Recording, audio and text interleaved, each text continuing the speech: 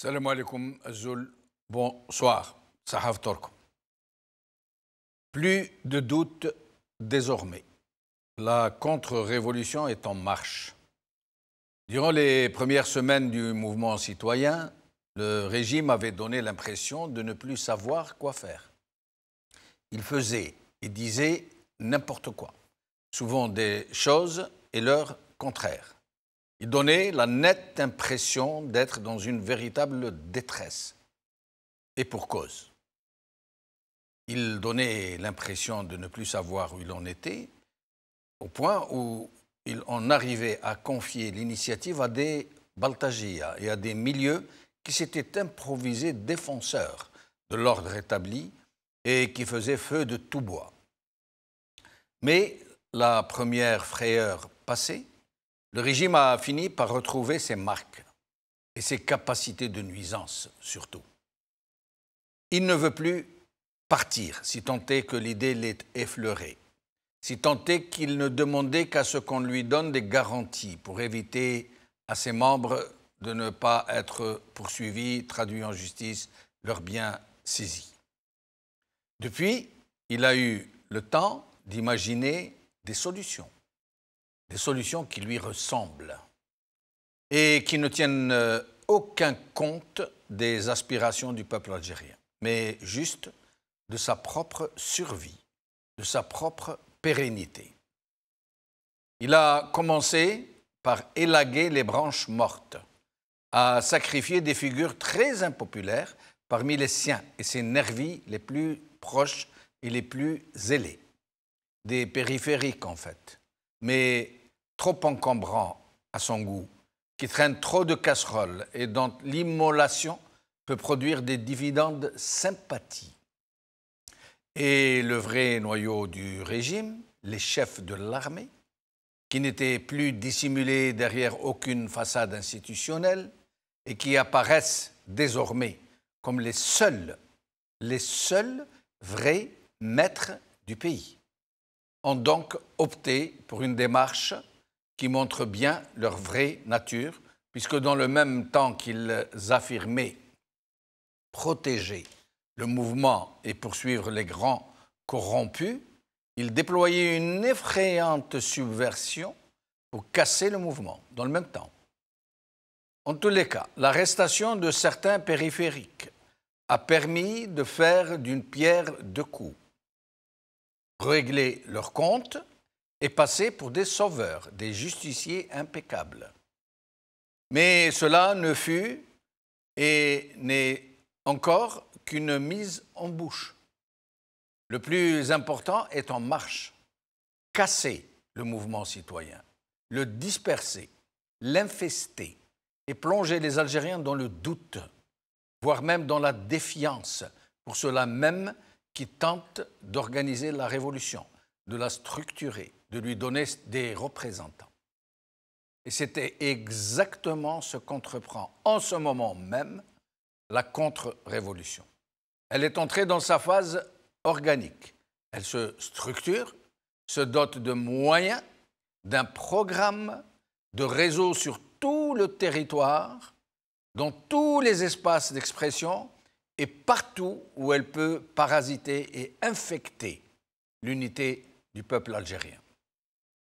Sa principale mission est de soutenir les chefs de l'armée et de se préparer à faire digérer l'image de personnages civils qui vont leur servir de façade. En fait, du bouteflekisme sans les bouteflika. Opération changement d'emballage. La contre-révolution est donc en marche. Elle jouit de tous les moyens de l'État, d'une armada de relais en tout genre, de baltagia, de médias, de doubable électronique et même de puissants alliés internationaux. Une main étrangère dont personne ne parle et que personne ne dénonce. Les Algériens sauront-ils contrer ce péril qui tente de les infiltrer de 1001 façons et les faire douter d'eux-mêmes? Sauront-ils rester unis, empêcher cette formidable machine de subversion de les diviser? C'est cela et rien d'autre pour le moment qui menacent leurs plus chères aspirations.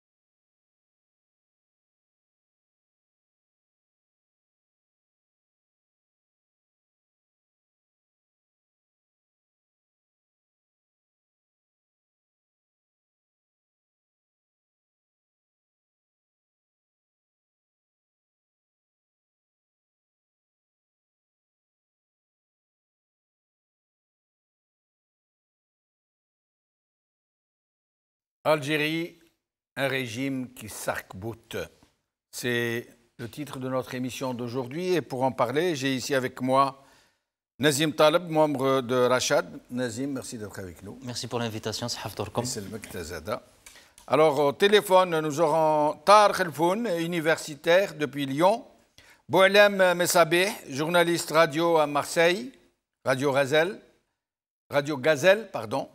Et Jamila Harshawi, j'ai oublié au juste la fonction, elle va nous le dire elle-même, qui est avec nous depuis Montréal. Jamila Harshawi, merci d'avoir accepté notre invitation.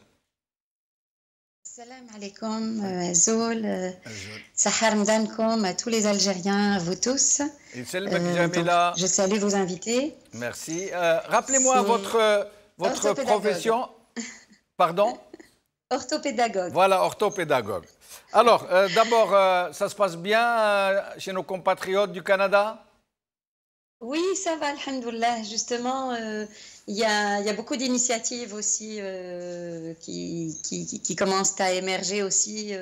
C'est un rapport aussi avec la révolution. Donc, il y a des gens qui se mobilisent pour essayer de faire iftar jama'i aussi. Donc, c'est bien. En tout cas, c'est un nouveau souffle que la révolution donne à tout le monde.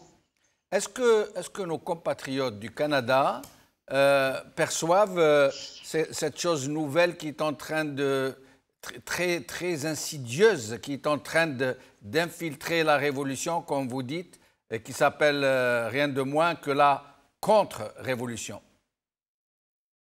Eh bien, j'imagine que oui, mais c'est très subtil en fait.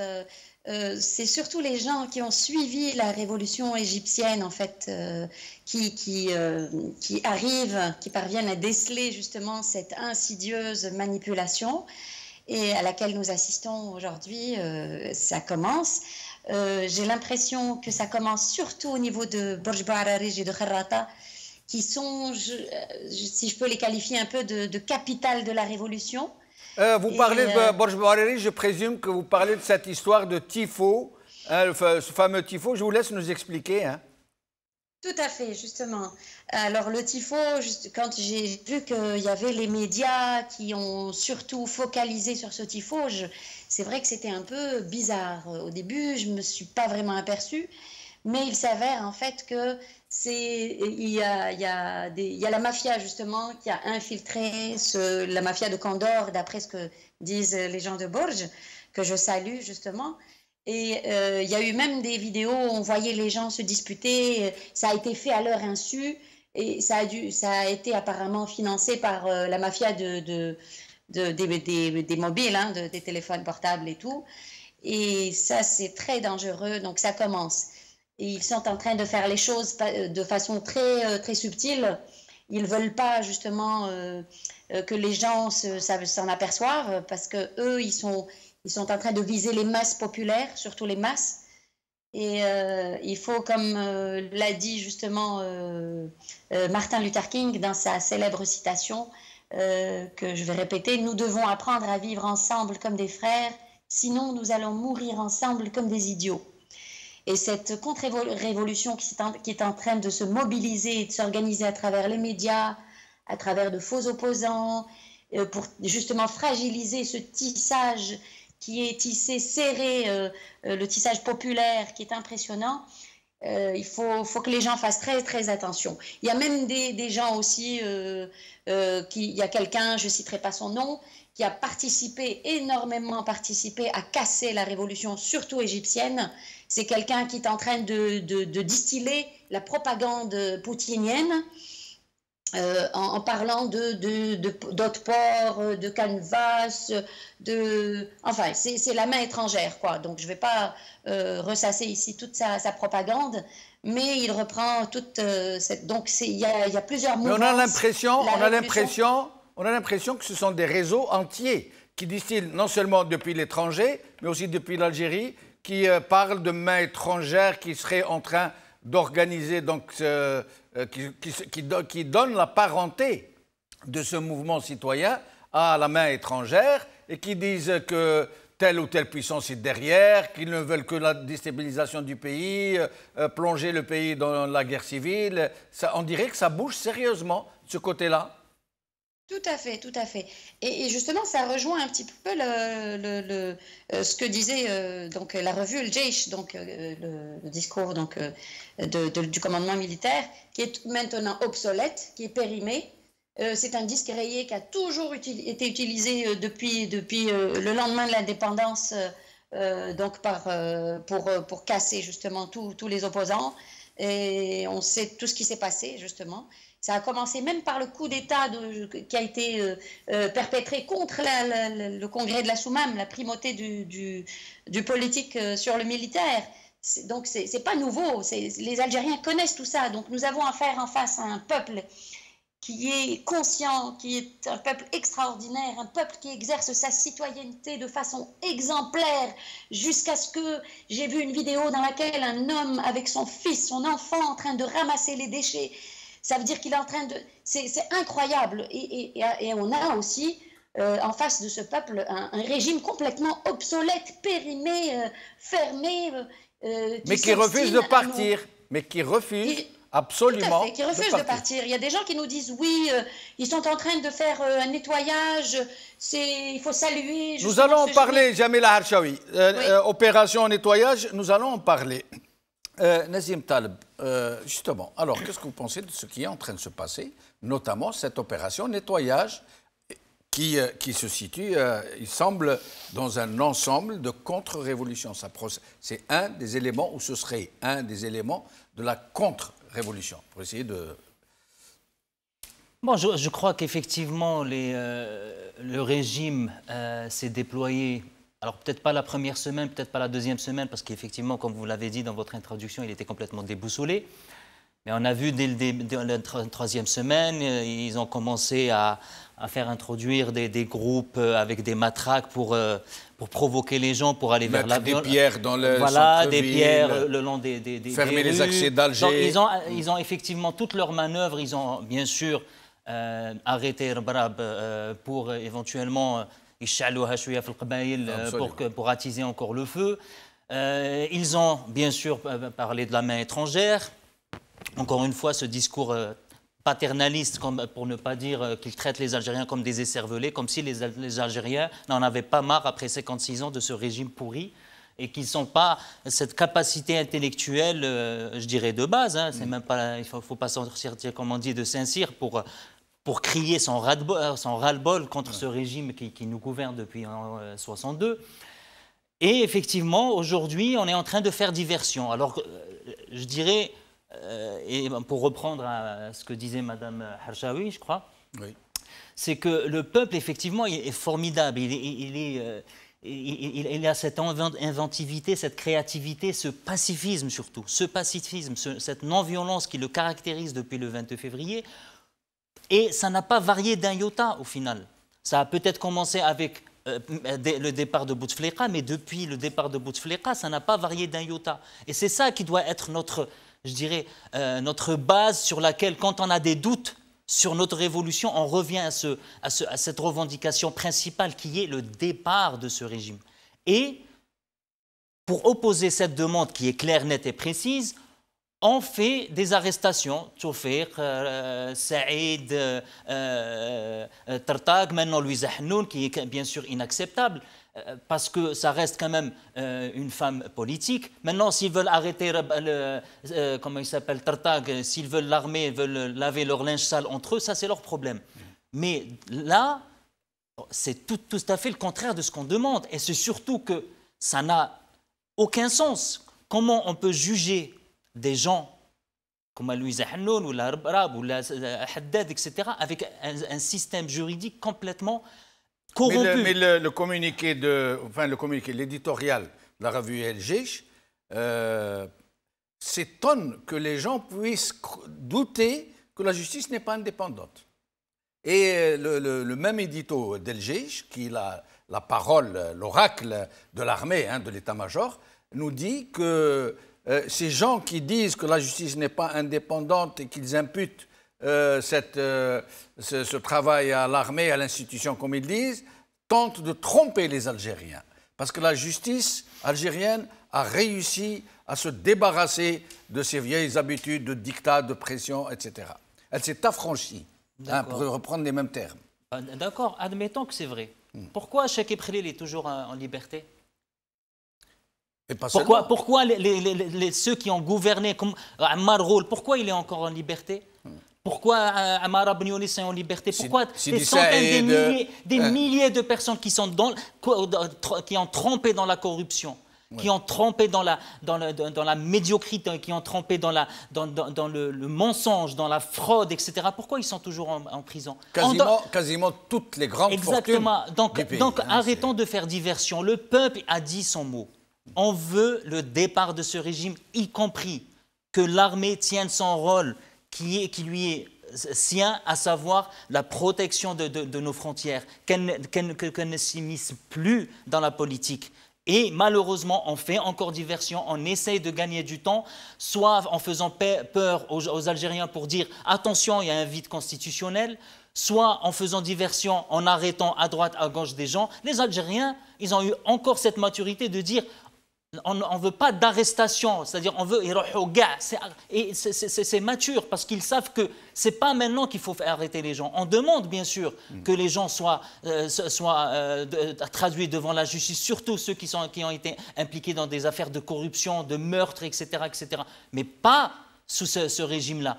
Pas sous une justice aux ordres. Encore une fois, le journal du Jish, il faut voir, c'est comme ça. C'est une fois Moughadar Bihim, après non, c'est-à-dire on est avec le peuple, après non. Et ça veut dire que même à leur niveau, c'est-à-dire le Qiyadat al-Jaysh, au niveau de l'état-major, on voit que même eux, ils ne savent pas trop comment gérer la situation. Ils sont encore en panique et maintenant, ils le sont encore plus parce que la manifestation massive qu'a eu lieu hier, ça a été pour moi, excusez-moi l'expression, une claque dans la figure. Parce qu'aujourd'hui, voilà, donc Gaïd Salah, à force de se mettre au devant de la scène, maintenant il reçoit des claques. Et aujourd'hui, les gens sont clairs, encore heureux qu'ils ne demandent pas que Gaïd Salah aussi soit jugé. Ils ont encore cette maturité de dire mettez-vous à l'écart, laissez aux Algériens de faire leur période de transition. Et malgré ça, ils s'obstinent à cette constitution qui ne veut strictement rien dire, comme si les dizaines de pays qui ont vécu une transition, combien même lente, 1 année, 2 ans, 3 ans, et alors, ça permettra aux Algériens de discuter. Regardez la joie de vivre chez les Algériens, regardez ce bonheur de parler politique dans la rue d'Algérienne, que les gens puissent travailler, qu'ils puissent dialoguer. Les Algériens n'ont pas dialogué peut-être depuis 62, si bien sûr on exclut cette parenthèse 88-92. Et les gens veulent nous dire, oui mais attention, la période de transition ça va être le chaos. Mais au contraire, pourquoi ils ne veulent pas de période de transition? Parce qu'ils veulent rester dans la Constitution pour être maîtres à bord encore une fois.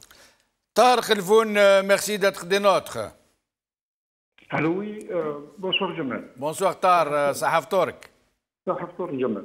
Alors Tar, donc d'abord au sujet de cet édito d'El Jaish qui affirme mordicus que la justice est indépendante, que c'est elle et elle seule qui est en train de dépoussiérer les dossiers de corruption, de convoquer les gens, de les traduire en justice, de les incarcérer, et de montrer tous ceux qui prétendent que la justice est indépendante pour leur dire que la justice n'obéit pas à l'institution militaire, qu'elle s'est affranchie de toute pression, de tout dictat, de toute injonction. Oui. Oui. Oui, oui, oui. Alors, quoi vous dire? Donc, là, l'édito de la revue Le Gis, effectivement, je l'ai lu, et qui dit effectivement que la justice est indépendante, mais il n'y a pas d'indépendance de la justice sans l'état de droit.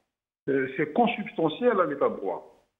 Alors, d'abord, la première question qu'il faut se poser, à quel titre, quelle est la disposition constitutionnelle ou législative ou réglementaire qui autorise Yahed Salah d'instruire la justice. Oui. Ce n'est pas dans ses prérogatives. Le chef d'état-major a pour mission, et c'est défini à l'article 28 de la Constitution, de protéger le territoire, de protéger la sécurité d'assurer la sécurité des citoyens et nullement d'instruire la justice sur des dossiers de corruption.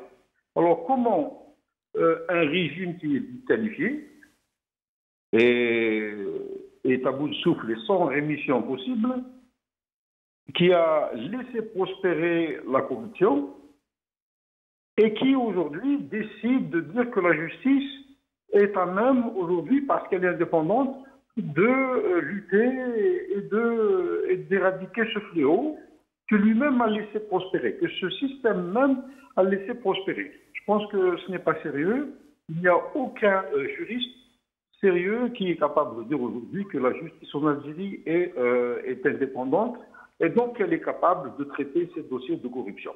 Un dossier comme celui de Rabrand veut dire que les juges n'ont pas beaucoup de compétences sur le plan de la fiscalité ou du droit douanier. Pour traiter un dossier comme les dossiers économiques, des sujets intéressant des acteurs économiques, le juge, qu'il soit juge judiciaire, ou juge administratif, ou juge commercial, etc., il lui faut du temps et de la sérénité. Il lui faut de l'expertise. Il faut absolument qu'il se fasse aider par des experts fiscalistes, par des experts en droit douanier. Ils n'ont pas toutes ces compétences. Pour traiter de tels dossiers, il faut 6 mois, 1 an.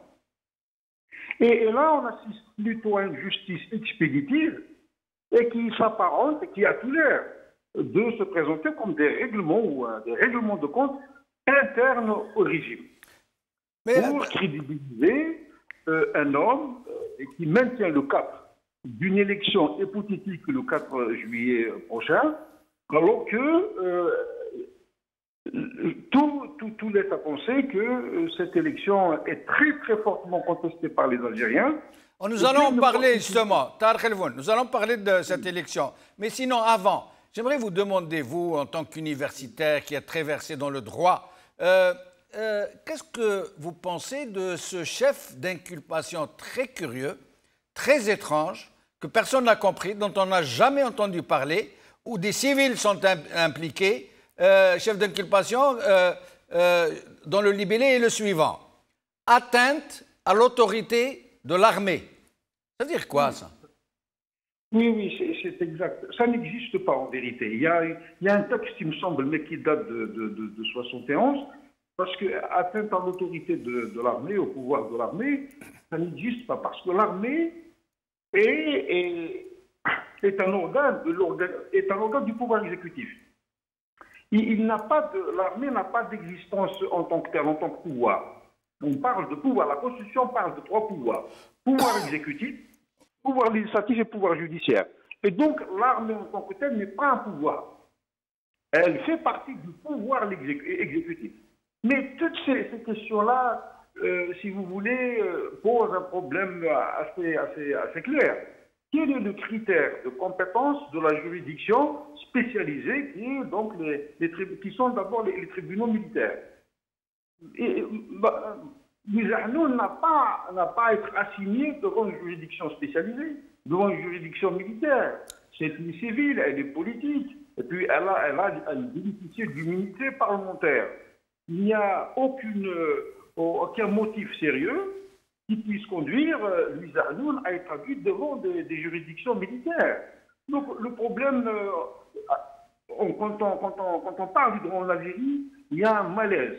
Il y a un vrai malaise, en tout cas pour moi, puisque nous avons affaire à des dirigeants qui sont très rebelles à la régulation par la norme juridique, et notamment la norme constitutionnelle.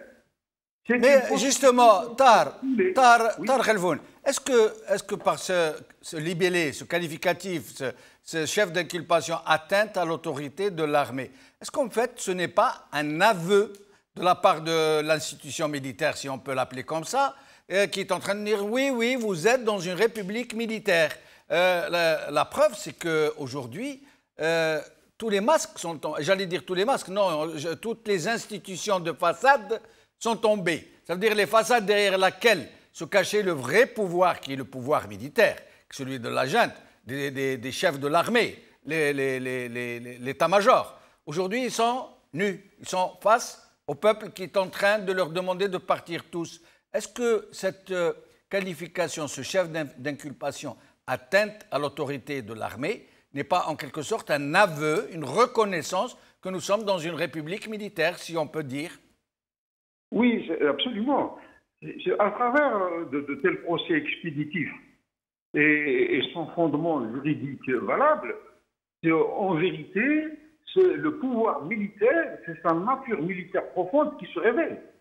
Une nature militaire, une nature foncièrement autoritaire qui se révèle à travers des procès expéditifs, des procès qui n'ont pas lieu d'être. Parce que la justice, pour traiter de tels dossiers, a besoin d'une condition sine qua non, c'est la sérénité. Et la deuxième condition sine qua non, c'est l'état de droit.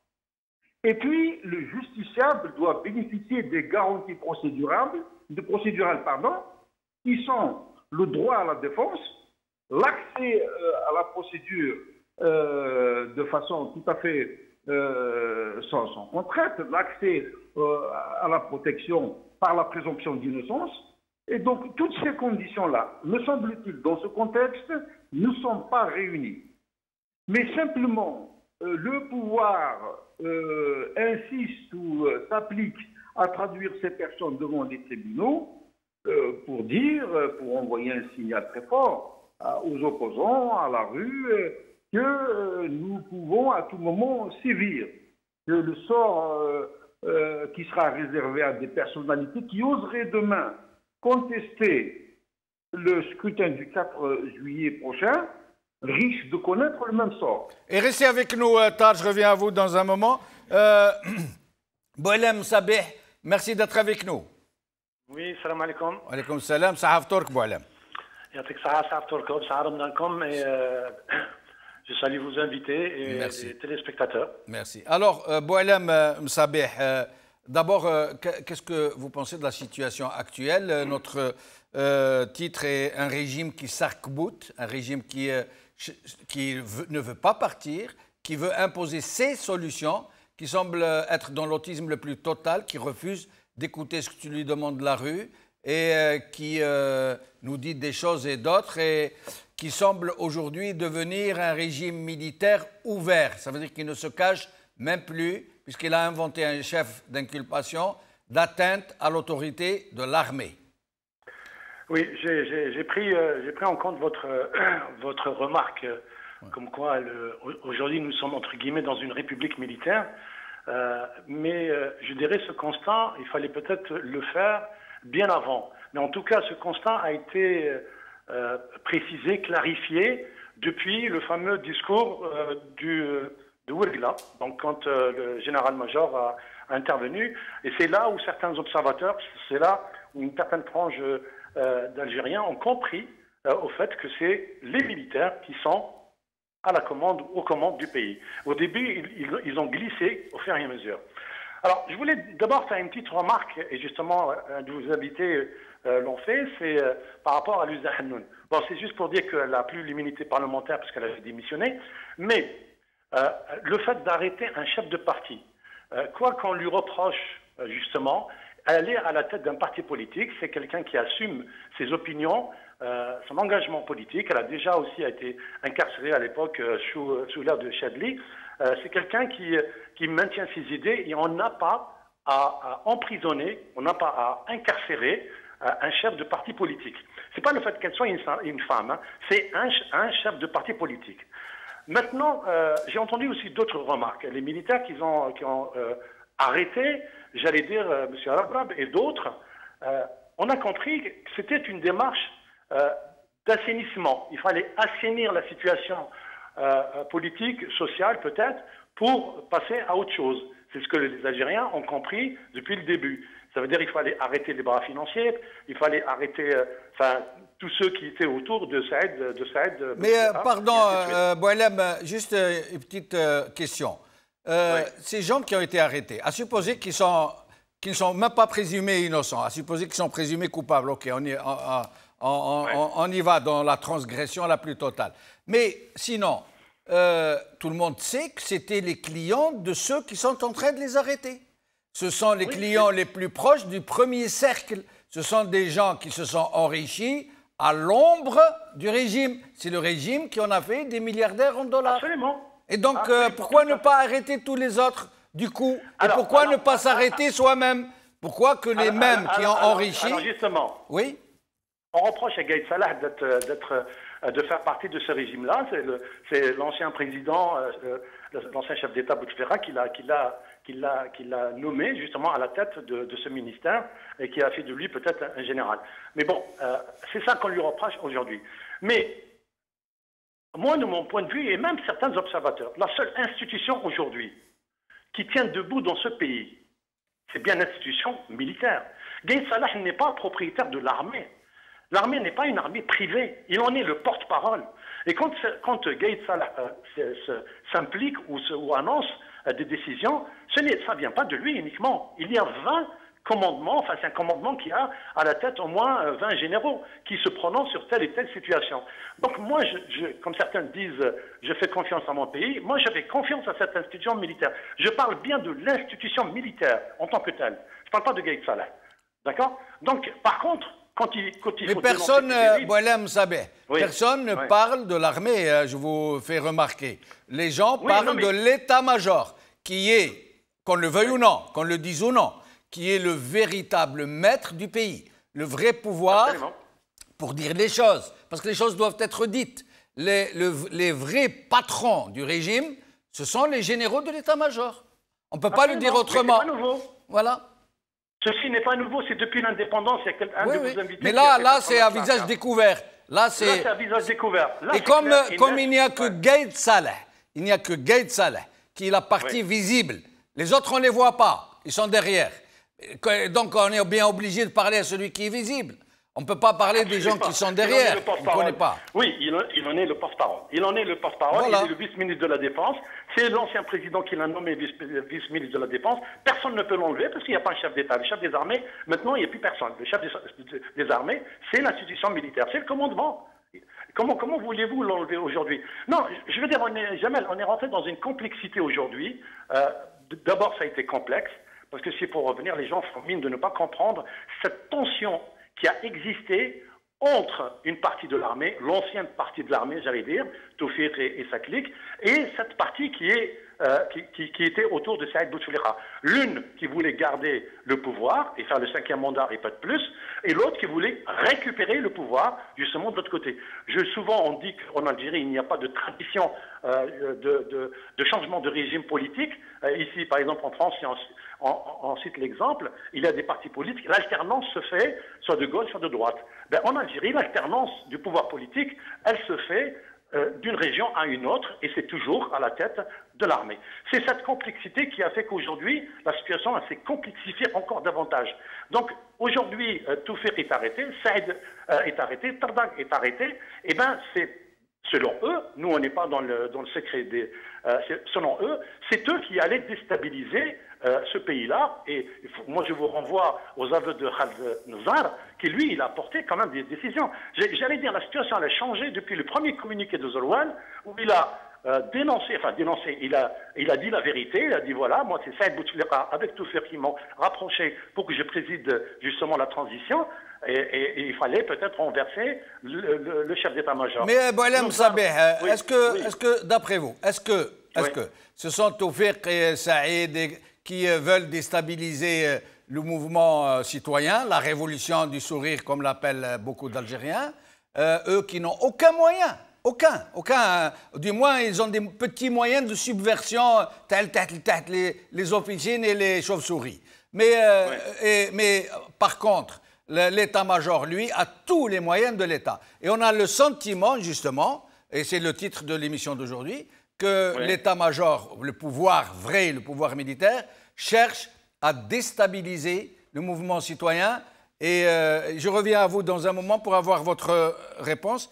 Nazim, sur cette question, avant d'arriver aux élections du 4 juillet, que le pouvoir veut absolument faire passer. Du moins, il fait comme s'il voulait les faire passer. Au sujet de cette subversion, j'aimerais que nous fassions un petit tour de micro rapide pour pouvoir aborder les autres questions.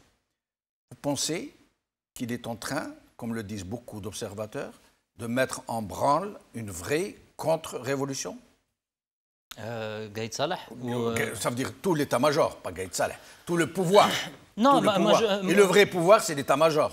Oui, mais à mon avis, pour rebondir à ce que vous disiez tout à l'heure, il est vrai que Tawfiq, il reste un homme puissant, il a des relais qu'il a constitués depuis les années 80, qui ont pris beaucoup plus de poids au sein des administrations, vous le savez très bien, des APC, des APWI, et les bras qui finançaient tout ça, c'était Haddad et Rabrab, etc.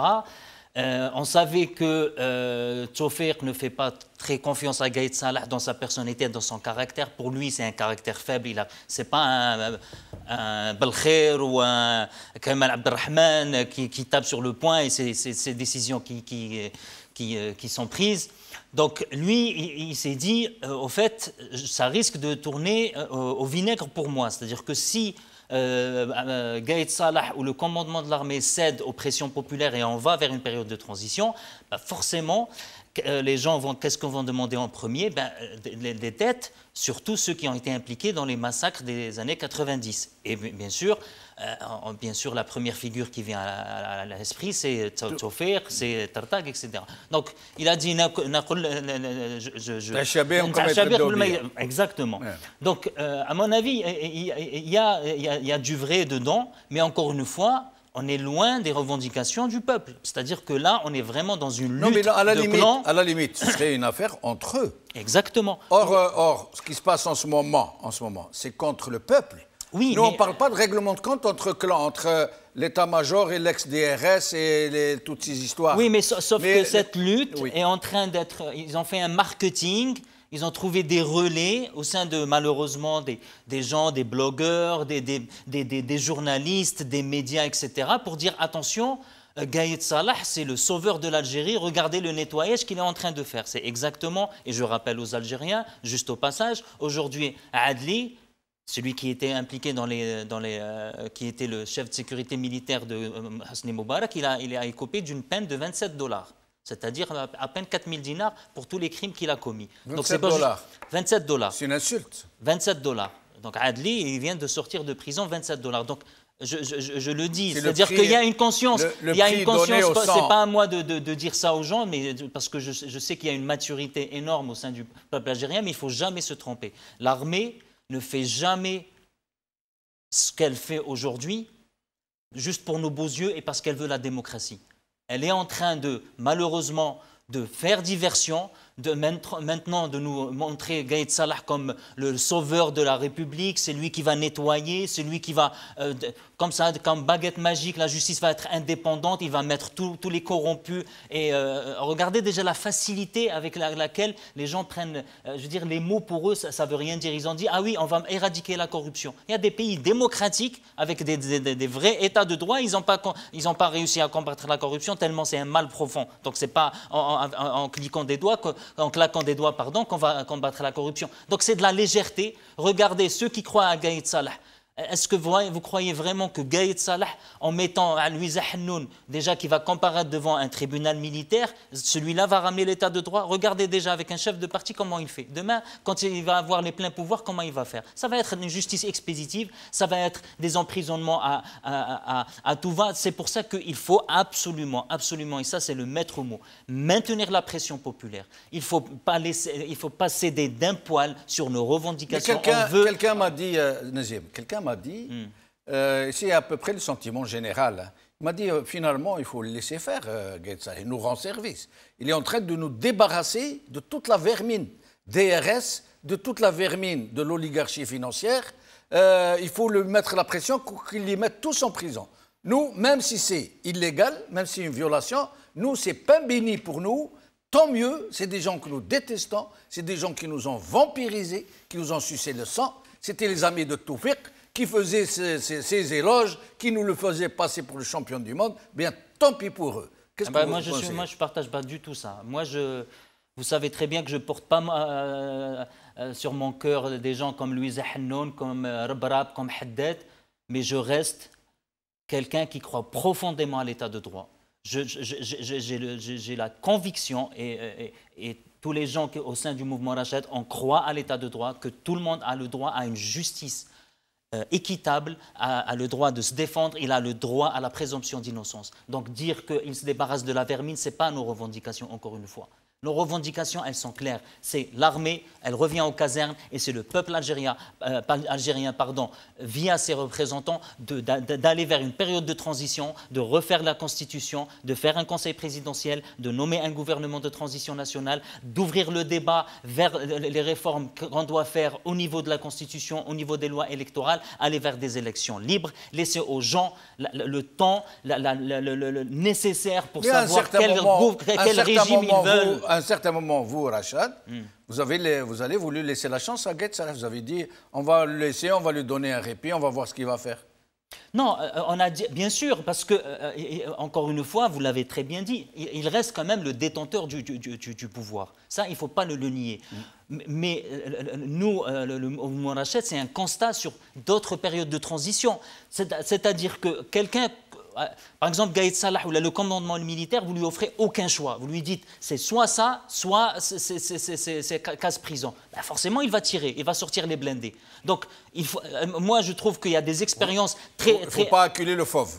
Exactement. Donc, il y a par exemple des expériences en Chili, en Argentine, au Brésil, où effectivement, le militaire, on lui a donné une porte de sortie honorable. J'ai donné la dernière fois l'exemple de Pinochet, on lui a donné un poste au Sénat d'une manière indéterminée. Il faut aller vers ça. On a même proposé, on est même allé plus loin au sein du mouvement Rachad. On a dit, même s'il y a un représentant au sein du conseil présidentiel, c'est pas grave. Du moment qu'on peut sauver le pays et du moment que l'armée soit derrière les revendications populaires et non pas, comme m'a dit monsieur très justement, que c'est Gaïd Salah qui se permet ou là qui se donne ce rôle de justiciable et dire celui-là on le vend en prison, celui-là on doit le convoquer. C'est pas son travail. Son travail, c'est de rester dans les casernes, de nous laisser faire une période de transition et enfin permettre une Algérie libre, démocratique, avec un vrai état de droit et une vraie justice indépendante.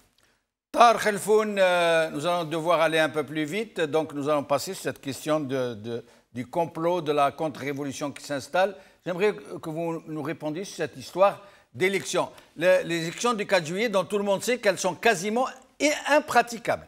Même si on acceptait, il ne serait pas en mesure de le faire, puisqu'il faut épurer un fichier et tout le tralala, trouver des candidats qui vaillent la peine, etc. Donc c'est impossible. En plus du fait que le régime sait très bien que même s'il organise ces élections, il va aller devant le plus grand boycott électoral jamais observé. Donc, d'après vous, Tahar Khelfoun, sachant que ce régime est suffisamment intelligent pour ne pas aller se fracasser contre le mur du boycott, est-ce que réellement il est en train de préparer ces élections ou est-ce qu'il est en train de nous préparer autre chose? Je pense que de toute façon, à s'en tenir au discours, il maintient le cap et le scénario du 4 juillet prochain. Mais en menaçant, bien évidemment, en faisant agiter un peu le bâton. Mais il faut prendre conscience que le régime a constamment joué sur 3 ressources pour faire passer ses projets. Et ceci est ancien, si vous voulez. C'est à partir de 62 qu'il joue d'abord sur la légitimité historique. C'est la première ressource. Donc, le candidat est un moudjahid. Je pense que Gaye Salah nous abuse de son statut de moudjahid. Mais quand ça ne passe pas avec la légitimité historique, il utilise ce que j'appelle la société de la peur. La société de la peur, c'est quelque chose que le régime a voulu forger, a voulu fabriquer dès 1962. Il pensait qu'en faisant agiter le spectre du cataclysme de la Syrie, du désordre en Libye et de la décennie noire de 90, les Algériens allaient se résigner et accepter la candidature de Bouteflika et puis ensuite cette élection du 4 juillet prochain. La troisième ressource du régime, et qu'il est en train d'utiliser, c'est la théorie du complot. C'est-à-dire, il y a l'ennemi de l'intérieur, l'ennemi de l'extérieur, les divisions à l'intérieur du pays, et puis, voilà, la menace, la répression, et c'est la dernière ressource. Je pense que dans le logiciel des hommes comme Gaye Salah, la démocratie, l'alternance, l'état de droit, le pluralisme et son corollaire l'alternance, ce sont des contre-modèles. Ça n'existe pas. L'armée n'a pas fait un travail sérieux à l'intérieur pour faire prendre conscience aux officiers de la nécessité de transformer l'armée comme institution et non comme une source du pouvoir, la source principale du pouvoir en tout cas. Ce travail de conscientisation à l'intérieur de l'armée n'a pas été fait. Et beaucoup d'officiers supérieurs sont encore imprégnés de l'idéologie baathiste, nationaliste des années 70, et que leur logiciel n'a pas été, si vous voulez, adapté, mis à jour aux idées de démocratie, de pluralisme et leur corollaire, si vous voulez, de l'alternance.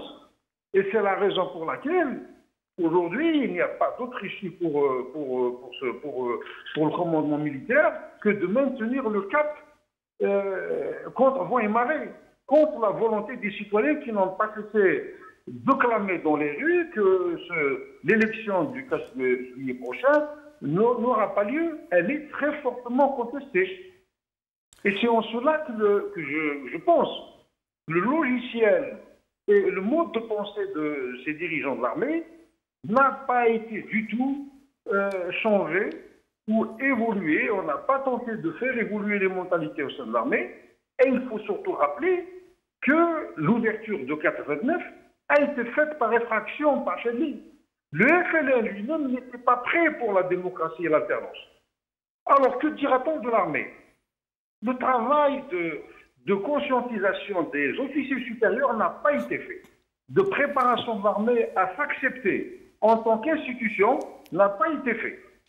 Et c'est pour cela qu'il y a ces rigidités et cette tension entre une société qui se porte très bien et qui se bat tous les jours, qui sort dans la rue, et un régime qui est sûr, un régime qui n'a pas su s'adapter, un régime qui est sans possibilité de remission, il est disqualifié, il est surtout incapable de générer les moyens de son évolution, ni les moyens de sa transformation.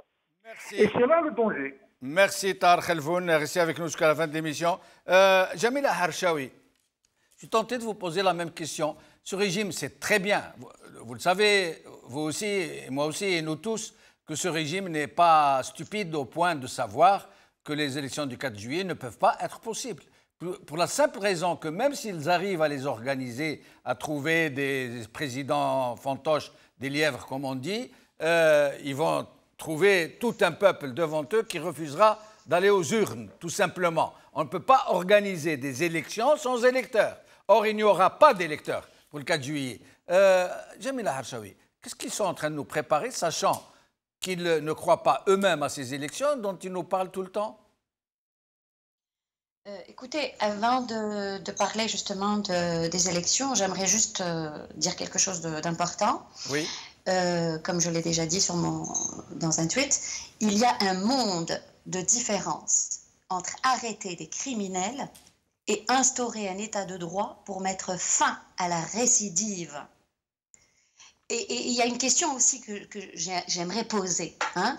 Qui va ordonner l'arrestation des généraux corrompus? Général Ta'assokur. Qui va donner l'ordre d'arrêter Général Ta'al-Mharaq? Est-ce que Gaïd Salah va le faire? Et puis quand on dit atteinte à l'autorité de l'armée, que veut dire cette phrase qui est floue? Atteinte à l'autorité de l'armée, même moi je suis accusée actuellement d'atteinte à l'autorité de l'armée. Nous sommes tous ceux qui s'opposent à Gaïd Salah, à la junte militaire, parce qu'on n'est pas en train de parler de Gaïd Salah en tant qu'individu. On est en train de parler de la junte, justement, qui s'est accaparé le pouvoir, qui fait et qui défait les gouvernements. C'est de ça qu'on est en train de parler. On veut célébrer, on veut mettre en application la plateforme de la Soumam, que certains, justement, une vermine est en train de diaboliser actuellement.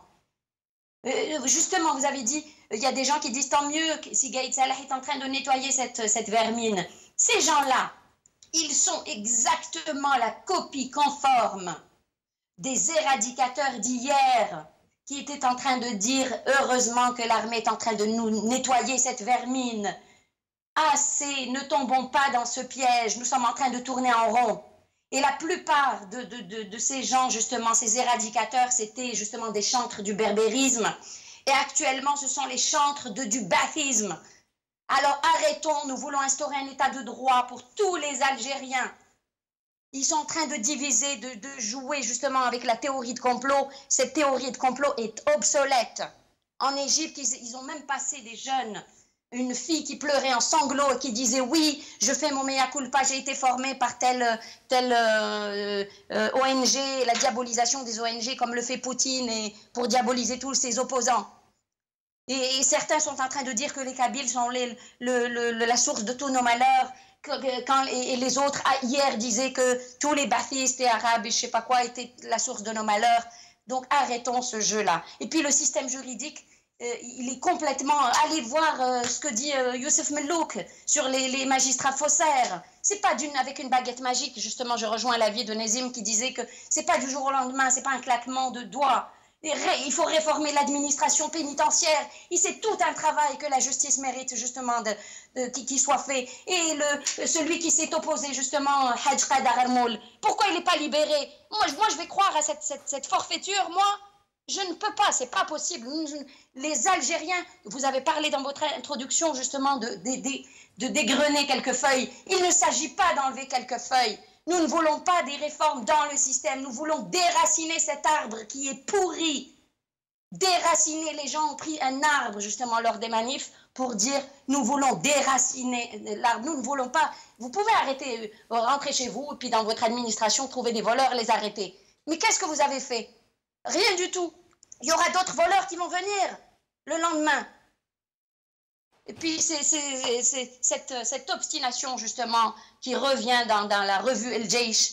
C'est quoi cette obstination? Aller vers... Gaïd Salah est en train de nous dire, vous devez tout accepter. J'arrête des criminels, donc, et encore, on les arrête pour. Pourquoi on les arrête? Est-ce que c'est pour la décennie noire? Non. Donc, qui me dit qu'ils ne vont pas être acquittés demain, qu'ils ne vont pas être libérés? Et actuellement, nous sommes tous... justement accusés d'atteinte à l'autorité de l'armée. Tous, tout le peuple, les 40 millions là d'Algériens, ils sont accusés de... C'est quoi ça? Il n'y a ni transparence, ni absolument rien. Ils sont en train de tout faire actuellement pour casser cette révolution, à commencer par les médias. Faites très attention. Le tifo, justement, c'est un signal d'alarme qui a été fait à Borj Bouareri, attention, sur lequel ils ont illustré justement le Farag Dostouri. Merci. Maintenant, il nous parle de Farag Dostouri. Oui, finissez, voilà. Poursuivez, Jamila. Oui, ils sont en train de nous faire peur. C'est fini. Le peuple algérien, c'est fini. La détermination du peuple algérien actuellement, elle se mesure à l'intensité de la hogra, à l'intensité de sa douleur et de sa souffrance et de l'exil forcé, etc., etc. Donc, basta. Merci, Jamila Harshawi. Restez avec nous jusqu'à la fin de l'émission. Boualem Sabeh, le mot de la fin vous revient. Au sujet, surtout, si vous pouvez nous répondre, de ces élections du 4 juillet que le régime veut absolument faire passer. Il est arc-bouté sur ça, et rien que sur ça, sachant lui-même qu'elles ne sont pas praticables, qu'il va droit au mur si jamais elles ont cours. Tout le monde est d'accord là-dessus. Je crois que tout le monde est d'accord et vous avez tout à fait raison, M. Béchenouf, de dire que cette institution ou ceux qui veulent que cette élection aura lieu le 4 juillet ne sont pas dupes pour y croire à cela. Personne n'y croit à ces élections. Comme personne n'a cru à cette fameuse conférence qui a été organisée par Ben Saleh. C'est plutôt une stratégie et c'est pour gagner du temps, il me semble. Moi, je pense franchement que Ben Saleh va remettre les clés à l'institution militaire. Je le dis encore une fois, vous l'avez dit, nous vivons la transition militaire. Celui qui n'a pas compris aujourd'hui, c'est qu'il ne suit pas exactement, ne connaît pas la réalité du pays. Aujourd'hui, c'est les militaires qui dirigent ce pays jusqu'à comment, la question à savoir comment ils vont procéder pour remettre les clés. Est-ce qu'ils vont désigner un des leurs? Est-ce qu'ils vont mettre en place un collège ou une sorte de collège présidentiel? Est-ce que plusieurs formules, je pense, puisque apparemment il y a un dialogue qui s'est engagé avec les partis politiques, non pas du Serail, mais les autres, et des personnalités politiques. Il y a des échanges en ce moment pour trouver la formule. Il y a un nom qui circule, celui de Talib Brahimi. Il refuse. Il y a d'autres noms qui circulent également. Et je crois que c'est une stratégie, voilà, pour gagner du temps. On va passer le mois de Ramadan et je pense que les clés vont être remis donc à une formule, mais pas les militaires. Moi, je suis convaincu et je reste convaincu que les militaires ne veulent pas être au devant de la scène parce que sinon ça va s'apparenter à un coup d'État militaire et ça, ils ne veulent pas de cela. Bien sûr, ils sont derrière tout ça. Ils sont en train d'assainir les choses pour mieux préparer, j'allais dire, la surface pour une élection. Imaginez une élection présidentielle avec les frères Kokinev, avec Haddad, avec tous ces bars financiers qui sont dans la société. Ils vont tellement financer un candidat que le régime restera en place. Voilà. Donc moi, je pense que le régime, il est peut-être à moitié cassé. Le système, il y est, parce qu'il y a une différence notoire entre le régime et le système. Le système, c'est tout ce qui est l'administration, tout ce qui tourne, tout ce qui gère le pays. Ça mettra du temps pour partir. Par contre, le régime, il est en train de se casser petit à petit et au fur et à mesure. Je pense qu'on va dire que c'est pas uniquement l'armée. Il faut aussi remercier le peuple. C'est grâce au peuple qui a fait évacuer Bouteflika, Saïd Bouteflika et tout le reste. Et c'est grâce au peuple également que tout le reste, le résidu de ce régime-là va disparaître avec la volonté et avec, du peuple algérien. Merci Boualem Sabeh, merci Jamila Harshawi, merci Nazim Taleb, merci Tahar Khelfoun. Restez avec nous, chers amis, nous allons vous ouvrir le standard pour à peu près 30 minutes pour parler de ce régime qui s'arc-boute, pour parler de cette contre-révolution qui est en marche, pour casser le mouvement citoyen et pour parler des élections du 4 juillet qui n'auront certainement pas cours, mais que le régime nous annonce à grand renfort de coups de poing sur la table. A tout de suite. الاخوه والاخوات هذو اللي يتظاهروا حنا رانا معاهم ونحبوهم ورانا منهم وسيسنيتي لي زوبليغاسيون دي سيرفيس بالك كنتو تلقاوني معاهم نتمشى. هذه هي الخرجة الأخيرة نتاع السي ربحي الناطق الرسمي باسم الحكومة الحالية اللي هدر اليوم وقال أنه لو كان ماشي الواجب المهني لو كان راهو في الشارع يمشي مع الناس اللي راهي تتظاهر من أجل التغيير. على كل حال هذا ماهوش أول تصريح للمسؤولين نتاوعنا وين يقولوا بأنهم مع الحراك ومع مطالب الشعب المشروعة. سبق وقالها قائد الأركان قايد صالح وقالها كذلك رئيس الدولة المؤقت بن صالح، بلا ما ننساو الوزير الأول للحكومة الحالية نور الدين بدوي. وهذه بعض التصريحات نتاعهم. إن اصطفاف الجيش الوطني الشعبي إلى جانب الشعب لبلوغ مرامه في إحداث تغيير المنشود وتجنيده المستمر لمرافقة الجزائريين في سلمية مسيرتهم وتأمينها، نابع من الانسجام والتطابق في الرؤى وفي النهج المتبع بين الشعب وجيشه.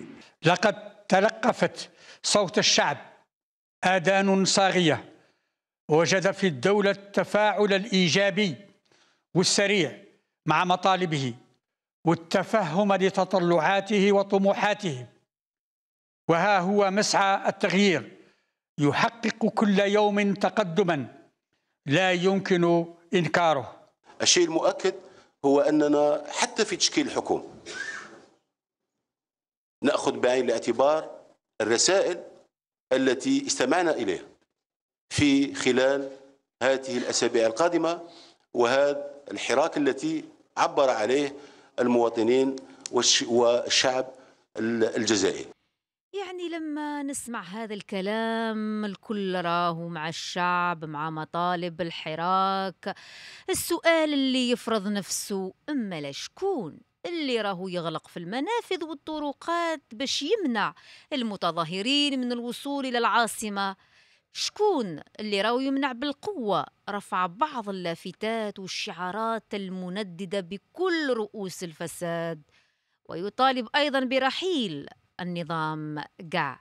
شكون اللي راهو يحاول بكل جهد باش يعرقل هذا الانتفاضة الجميلة، ثورة البسمة كما سماها البعض، اللي أعطت درس للعالم بأسره في التحضر والوعي؟ شكون اللي راهو يخطط وينفذ باش يقتل حلم الجزائريين في بناء دولة مدنية ديمقراطية أين القانون فوق الجميع، اللي يغلط يتحاسب حتى ولو كان رئيس الدولة؟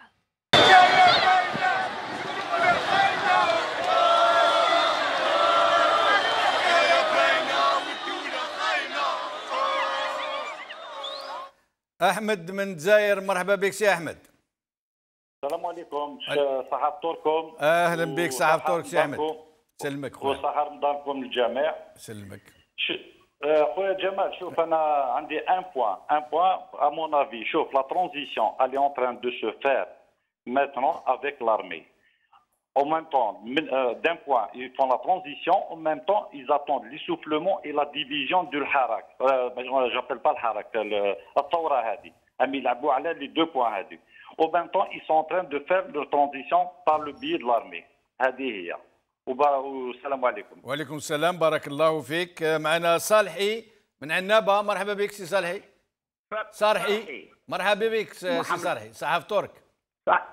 وانتم كذلك، الله يجزيك كل خير والله يبارك لنا فيكم ان شاء الله. يبارك فيك يا سيدي. سيدي الحبيب، نعم تفضل. ممكن وبحول الله ستنزل عليهم الطير الابابيل ان شاء الله، بحول الله يكونوا كالعصف المأكول. العصف المأكول هي الاوراق اللي تيمور كما نقولوا بالفرنسيه تاع الخريف، تاع اللي تطيح في اللوطون هذيك.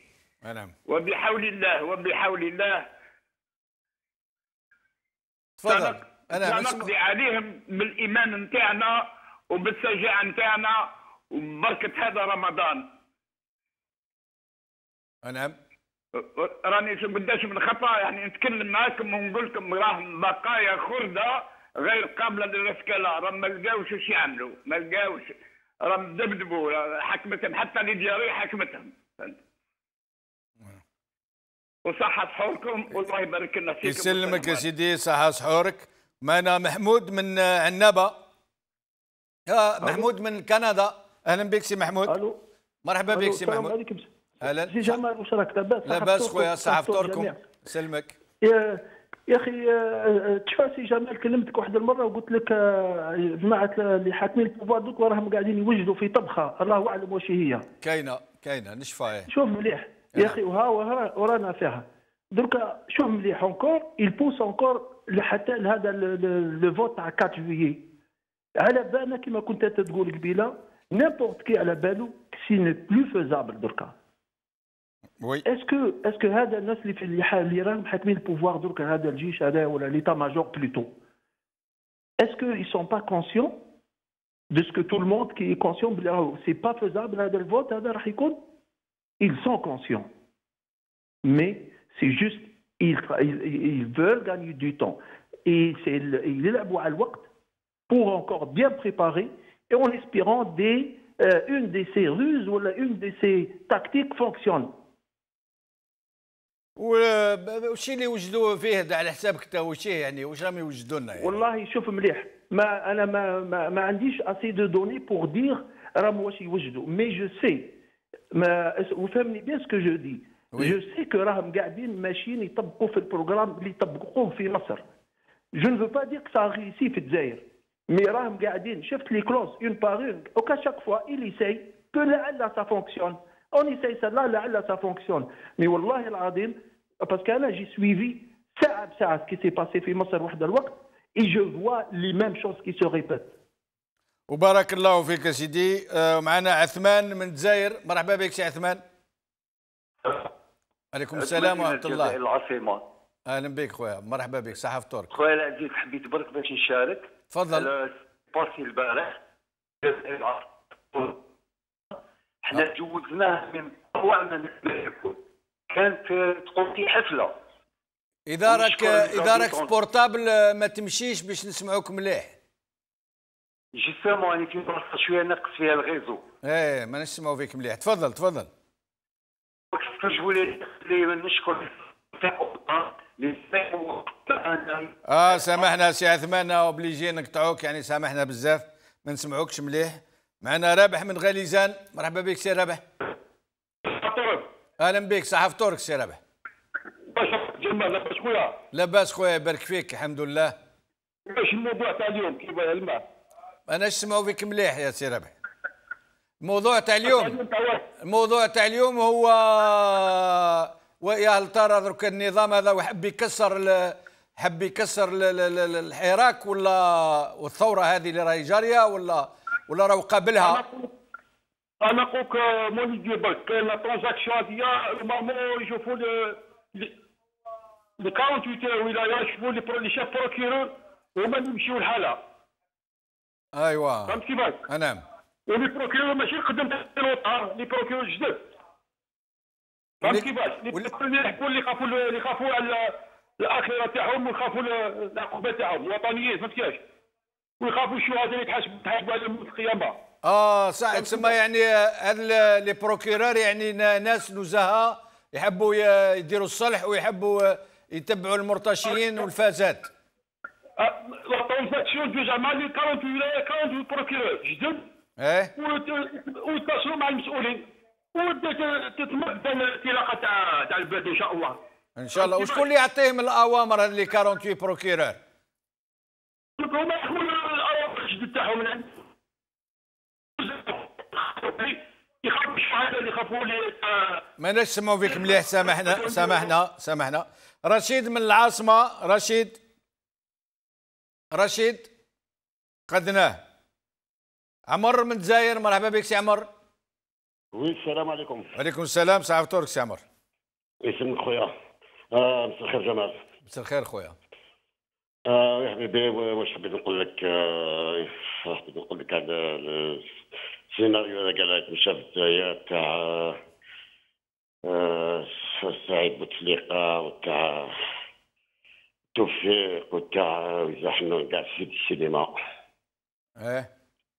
كاع راهم يجيبوا الوقت وراهم دايرين لنا واسمو نعيمة صالحي حبيت دير لنا بوشبيشه تقول لك قبايل شاويه دير لي سينما حتى تكسر الحراك. وحنا رانا مارقين بالشي هذا قاعدك. مارقين مارقين حنا فايقين. حنا فايقين.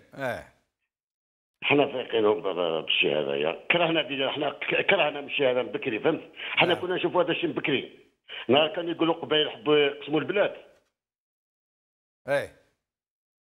انا فهمت يا اخي. انا نسمعوا فيك. تتفاصوا حنا هذو فايقينهم من بكري.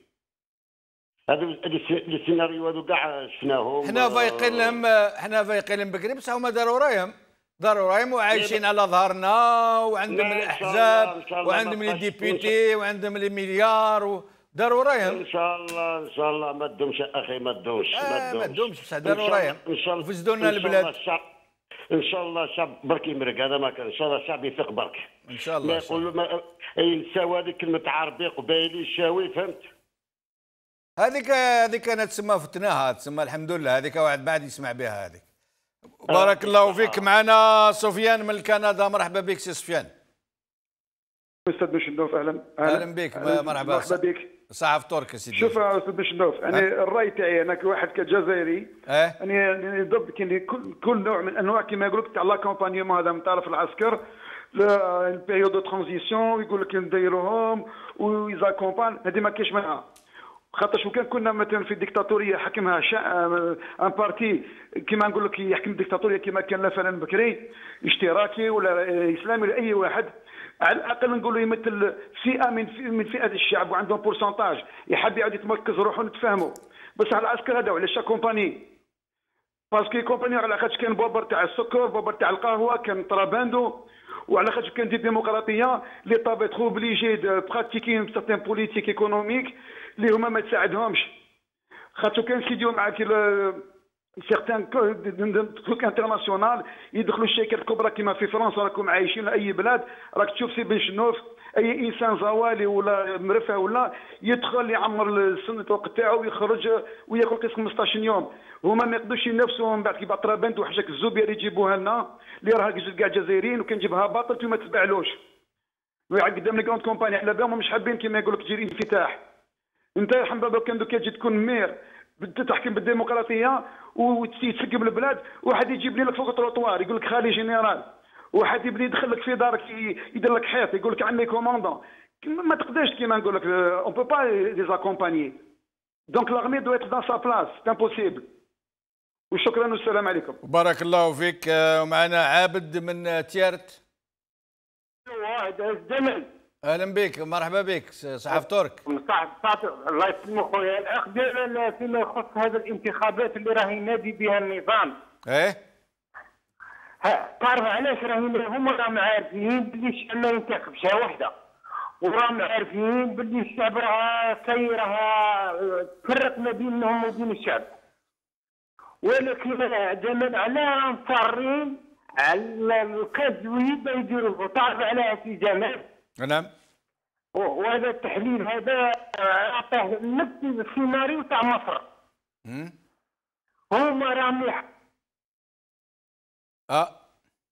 قدناه سي عبد. عبد الرزاق من تيبازا. عبد الرزاق. وي الو مسيو بشنوف. اهلا بك سي عبد الرزاق. صحف ترك. اهلا وسهلا بك. صحف ترك وسهلا رمضانك. سلمك. تفضل. الاخ بن شنوف. الاخ بن شنوف النظام الجزائري منذ 1962 العسكر كانوا يديروا في الرئاسه. منذ 1962 داروا بنبله، داروا بومدين، داروا شادلي بن جديد، داروا اتوا ببوضياف، وعندما لم يخدم مصالحهم قتل من طرفهم، ثم اتوا بزروال، ثم زروال لما لم يتحكم في زمام الحكم وفي خدمه المصالح النظام تمت اقالته او استقال، ثم اتوا بتطليقه. في كل هذه المراحل التي مرت بها الجزائر لم يؤخذ بعين الاعتبار صوت الشعب. الشعب الذي من المفروض ان تكون السلطه ان يكون مصدر للسلطه. فموازين القوى منذ 1962 كانت لصالح الجيش. الجيش هو الذي كان يأمر وينهي، وهو الذي كان يحكم في البلاد وفي العباد، وهو الذي كان يستنزف خيرات البلاد، وهو الذي كان الوصي على كل ما يجري داخليا وخارجيا، وبالتالي الشعب الجزائري كان مغيب. اليوم الشعب الجزائري استعاد سلطته، يعني أن الشعب أعاد موازين القوى للمكان الصحيح، للوضعية الصحيحة. يعني أن اليوم الجيش يبحث عن مخرج، لأن لا يوجد مخرج من دون صوت الشعب. الشعب اليوم يقول أنا هو مصدر السلطة. إذا الحراك هو متواصل وسيتواصل، وأنا لا أرى مخرجا إلا مخرج الذي يطالب به الشعب. وأنا كمواطن شاركت في كل الحراكات، يعني منذ 22 فبراير إلى غاية حراك الأخير اللي هو في 10 مايو. وبارك الله فيك. سامحني سي عبد الرزاق إذا قطعت لك الكلام. معنا هواري من وهران. أهلا بك سي هواري. السلام عليكم. وعليكم السلام. صحف ترك سي هواري. لاباس؟ لاباس خويا بارك فيك. الحمد لله. تفضل يا سيدي. باغي نقول حاجه للقايد صالح الله يخليك. تو زعما نورمال. هذا قايد صالح اسكو سي لوي لو بريزيدون دو لا ريبوبليك ولا سيتي اون انتربريز بريفي راه حكمها هو، ولا الحراك هذا راه مسكين راه صافي من 22 فبراير يومنا هذا ما لقاش روحو. حنا ما نسحقوش هاد الحسابات ولا هاد العصابه ولا هذا الحراك يحوس على حنا نقولوا مرحله انتقاليه، والانتقاليه تروح للانتخابات التشريعيه وشفافه ونورمال. هما راهم يحاولوا يودروا لنا في الوقت، عارفين باللي حنايا ما غاديش نروحوا بالفوت تاع يوم 4 جويلية ما يروحوش الناس، تما راهم يدونا في الوقت باطل. يعاودوا يقولوا لا، الشعب الحراك يعاود يقول لا، يعاودوا يديروا برولونغاسيون، هي رايحه هي رايحه هي رايحه. هذه شركه، هذه دارمي سي با جين اونتربريز بريفي. هادشي قايد صالح راه يسير فيها سي كوم اون اونتربريز بريفي، انه شركه خاصه باسكو هما يصافتوا مي يفال با لو لاشي دو بوفوار. انا هذه اللي بغيت نقولها لك سي جمال. بارك الله فيك سي وري، يعطيك الصحة. معنا زاهرة من فرنسا، مرحبا بك زاهرة. الو السلام عليكم، صحة فطوركم. وعليكم السلام، صحة فطورك اختي. نسلمك، صحة ثيابكم بالصحة ان شاء الله، والهنا عليكم وعلى المؤمنين ان شاء الله، وعلى الجزائر ان شاء الله كاملة بكبيرها بصغيرها، وان شاء الله ربي يسترهم ويحفظهم ويخرج ربي ان شاء الله عند قريب وجوههم ان شاء الله للضوء. الشعب الجزائري يا اخي ما خرجش في الباطل، وما خرج كون الشعب الجزائري ما جامي الشعب الجزائري ظلم الرؤساء تاعو، ما ظلمنا لا رؤاسة، ما ظلمنا لا جيش، ما ظلمنا لا وزارة، الشعب الجزائري ما ظلم حتى واحد. اعطاهم لي ستعسي الكونتخير، اعطاهم لي ستع كبرت اجيال وزادت اجيال اللي رايحه مع اجيال يا اخي. واليوم ما خرجوا على الحق، وخرجوا يعيطوا على حقهم ساكن. عندهم الحق، انني معاهم نعطيهم دمي ونعطيهم لحمي ونعطيهم قلبي ونعطيهم عينيه ونعطيهم. لو كان جيت يا اخي وخلق لي يا ربي جنحين، لو كان راني في النهار نضال معاهم وفي الليل راني تطفصوا القلب تاعي ومعاهم. ما رانيش هانيه وما رانيش غير لاستهنا في الجزائر ان شاء الله عند قريب يا اخي. هما كي يقولوا رانا نقول لهم روحوا، سي نورمال ما يروحوش. شكون يعطيهم خيرات الجزائر؟ رايحين يخليو خيرات الجزائر هكذاك بالسهوله على بالنا بهم. وين يلقاو يا اخي بقره كما بقره الجزائر تبارك الله، تعطيهم تاكل في القمح والشعير الوافي، وتمد لهم في الحليب الصافي يا اخي. وين يلقاوها؟ حتى ما يلقاوهاش على بها ما حبوش يروحوا، ما حبوش يطلقوا هذا الخيرات بين يديهم. بصح ان شاء الله بربي الاجيال هذه ان شاء الله اللي خرجت ان شاء الله يخرج ربي عند قريب ان شاء الله وجهها للضوء، وان شاء الله ونربحوها. امين امين اختي زاهره، بارك الله فيك. ومعنا يوسف من فرنسا، مرحبا بك سي يوسف. اخر مكالمه. السلام عليكم. وعليكم السلام. السلام عليكم، حياك الله اخي جمال. حياك الله اخي العزيز. يسلمك خويا. هذه مده ما تكلمتش معاك، ولكن كما يقولها فيما يخص. نعم. كما كنت نقول لك يا اخي، الفو سمي فيه من هاد الناس، الفو جامي فار كونفيونس يا اخي. قلت لك راهم كما يقولوا قول لي دي زارتيست في لي كومبلو، في لي ميزون سان. شوف راهم يحوسوا يلعبوا على الوقت، ولكن على حسب مفهومي انا والله اعلم وربي اللي صادق. بصح انا عندي الامل من الشعب الجزائري، لانه علاه نقول لك ذاق من العسل تاع الحريه، والحريه هذه ما عندهاش ثمن، وما بقاش يلاشيها الشعب الجزائري باذن الله مهما يديروا. شوف نقول لك هما يحوسوا يروحوا حتى توصل لا بيريود هذه تاع لي 3 موا، وكي توصل لو 4 جويي واش يقولوا تسمى قلنا لكم بروبيزرنا لكم تسمى رانا نمشيو بالقانون، زعما ديك سوا ديزون الى ريسبكت لا لوا، يعني لا يقول لي الدستور. وخايف انا واش كي توصل لو 4 جويي تسمى خايف منهم قاعدين يلعبوا في واحد الطرح هكا، وربي يسترنا منه وربي يلطف الشعب الجزائري ان شاء الله. بصح الجزائر راهم قويين، راهم يروحوا كومسا ويديروا لنا حاله الطوارئ الجمال. وصدقني تو سكو جو تي دي ان شاء الله راه كان كما يقولوا كان قاعد نشوف فيه. هذه هي اللي خايف منها جمال. هذه هي، ويحوسوا كما يقول. نعم نعم نسمعوا فيك نسمعوا فيك. وي اني نحذر الشعب الجزائري، لا فيكتوار اون لا با يو سي جوست ان با. il faut être كما قالت لك الاخت الاخرى وقلت انا في السابق، il faut être solidaire déterminé et on se mobilise à chaque fois. ومهما يديروا هما هذا كما يقول العنكبوت نتاعهم سا مارشرا با. علاه؟ هما علاه تشوفهم كي تشوفهم في ليماج ils sont regroupés et tout mais في لا رياليتي ils sont divisés. وبارك الله فيك. شكرا سي يوسف. خوتي خواتاتي نتمنى لكم كل الخير.